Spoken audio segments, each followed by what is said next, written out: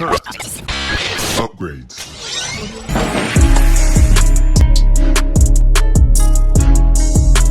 Welcome back, ladies and gentlemen, to another JVS movie review. Here we have one of the surprising historical sports dramas released this year. One that you kind of thought, especially with the pedigree behind the camera, you kind of thought this could be an Oscar-worthy film. That's what I thought going into it. And instead, you kind of get the run-of-the-mill bargain basement story, a sports story that you've kind of seen 1,004 times at this point, but still the film is so well executed that you still get enthralled in everything that happens in it. And this one is called The Boys in the Boat. And this one is directed, this is what I mean behind the scene talent. It is directed by George Clooney. And here's a quick synopsis. During the height of the Great Depression, members of the rowing team at the University of Washington get thrust into the spotlight as they compete for gold at the 1936 Olympics in Berlin. And this one stars Joel Edgerton and Callum Turner. First, let me say, George Clooney can almost do no wrong to me as a director. I mean, he's one of the best directors in Hollywood. He does not get that attention because he also happens to be a really great actor. But the way he films certain scenes in this film is immaculate. This is a sports film about rowing. I don't know anyone who's excited about rowing besides people who row. So to make a film about this, it has to be pressure to make a film about rowing and to make it feel exciting. But the scenes, the race scenes in this film, wow, very formulated. Like you see them coming a mile away, literally a boat.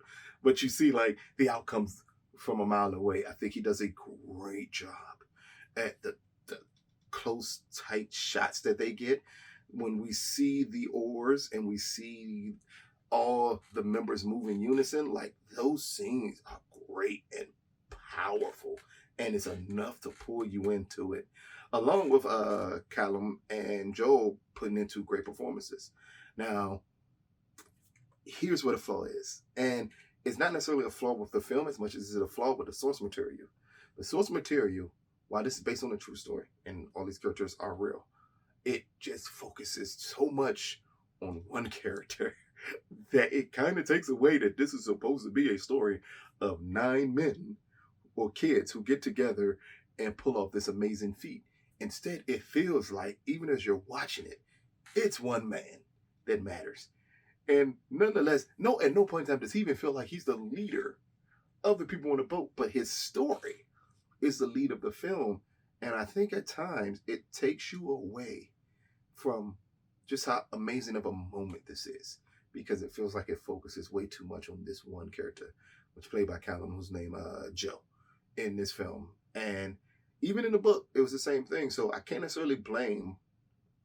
I can blame the production for not thinking maybe we need to change this a little bit more to involve more of the other characters or the other people in this story, and instead not focus solely on Joe, who amazingly, while he's a likable character, he's a weak character.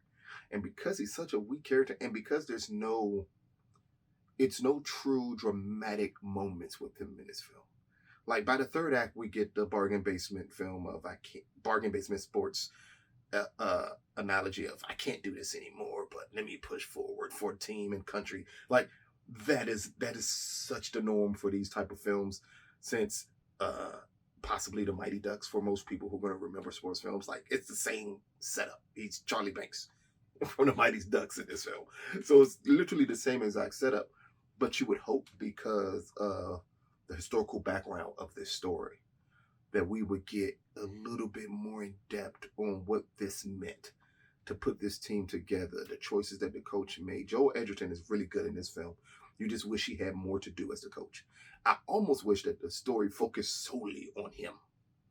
Like if we would have got a story or a film where it led to everything that led to the coach taking a job at Washington and all the decisions he makes while he's there and how radical those decisions are and the ramifications behind those decisions, even giving us something after the Olympics happen and what happens with that coach afterwards. Like, it's, if you would have focused solely on the coach, I think you could have got a great film out of this. Instead, it did follow the book a little too much for me, and in turn, it made it a weaker story. But nonetheless, the direction is great. Like, George Clooney knows how to direct films, and this is no exception to that rule. His style is all over this film. So if you've seen like Good Night, Good Luck, I think that's one. Leatherheads, I think that's the name of it. If it's not, the name of the movie is not Leatherheads, that's what I remembered of the football, the football comedy as historical drama thing that he did. Like, it's all in that same vein. So you feel what a George Clooney film is when you're watching this from a directive perspective. But the flaw is that it just doesn't feel like it's enough. Like, this story is huge. This story, it's historical reference of this story, you feel like deserves a more in-depth look than you get out of this film. Like, to deal with the Great Depression and only really have it mentioned as a side note at best a side note, or the point that we're at the 1936 Olympics. It's a big Olympics there with Nazis and Jesse Owens, and like, we knew the set story for this time period. So that's what I would have loved if you would have focused more on the coach, because maybe you could have gotten a different perspective of those Olympic Games than the rest of the world has. Because the rest of the world, that Olympic Games belongs solely to Jesse Owens. So if we could have gotten something where we focus more on the coach and we focus more on the decisions he made to put this team together, and what happened at the Olympics, what happened after the Olympics, what led down the path of his life, I think this could have been a great film. But instead, what we get is a bargain basement sports drama. But nonetheless, a still well-executed sports drama. There's not a piece of this film that isn't likable. It's just pieces of this film that you think could have been done better, and you could have gotten a great movie out of it, but instead you get a serviceable sports drama out of it. And I think with this story, with George Clooney being behind the camera here, you just expected more. But nonetheless, you still get an amazingly enjoyable film that is paced beautifully, that is shot beautifully, that is scored beautifully. Like, every element of it is good. It's just not enough. And I know that sounds odd, but it just feels, as you're watching it, you just expect more story. You expect grander performances, but to get those grander performances, you need a bigger plot point for it. Like, you want Joel Edgerton on the screen more and more and more as you're watching this film, as him playing this coach, but you just don't get enough of him in this.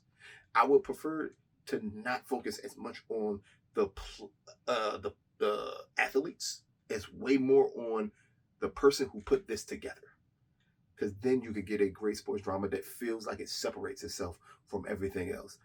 But again, still an enjoyable movie, still something that I think people can sit down and cheer for. Granted, you should know the outcome. If you don't know the outcome, it's in the history books. So you kind of know how this is going to end. But nonetheless, just because of the way it's shot, is so many questions about, like, while you're watching it, of, are they going to win? Are they going to do it? Are they going to do it? Even though in the back of your mind, you kind of know exactly what happened here. But that's what makes great sports dramas, is that they can still build the suspense even though you know the outcome. So the sports element of it is perfected perfectly. The issue is the story and the plot. And me personally wishing that you focus more on the coach than the players. But even if you're going to focus more on the players, give us a broader scope and not just one player, and give us enough background on the other players to make it more, to make you care more about the athletes. Because this film doesn't do a good job of making you care about the athletes, even though they do have a subplot of Joe with his dad and his girlfriend, and none of it matters, though. The whole time you're watching that, you're just wishing to hurry up and get back to the sports element, or get back the Joel's character's elements to make you enjoy the film even more. But The Boys in the Boat, brought to you by, I want to say this was an Amazon film. Yeah, MGM, Amazon film. It is currently in theaters. Out of a possible 10, I am going to give The Boys in the Boat a 7 out of 10. This is still an intriguing sports drama. That, in the end, that's all you can ask for, is an entertaining sports drama. That's what this film is. extremely entertaining sports drama, shot beautifully, scored beautifully. It feels amazing while you're watching it. You just wish the story was better. You just wish the focal points of the plot were executed better, just to make you care more about these men and this story. Because again, this is such a big story, and because of those Olympic Games being highlighted through the rest of the world throughout time and history about one man, here we get a story in the same Olympic Games about a different set of young men and a different coach who makes some radical choices with his rowing team, but you just feel you don't get enough to really appreciate exactly what these young men and this coach did for their country in winning the Olympic gold medal. But instead, you're still going to get an enjoyable sports drama that you can tune into. So check it out. It's currently in theaters. Let us know what you think. This has been another JVS movie review. Peace, people.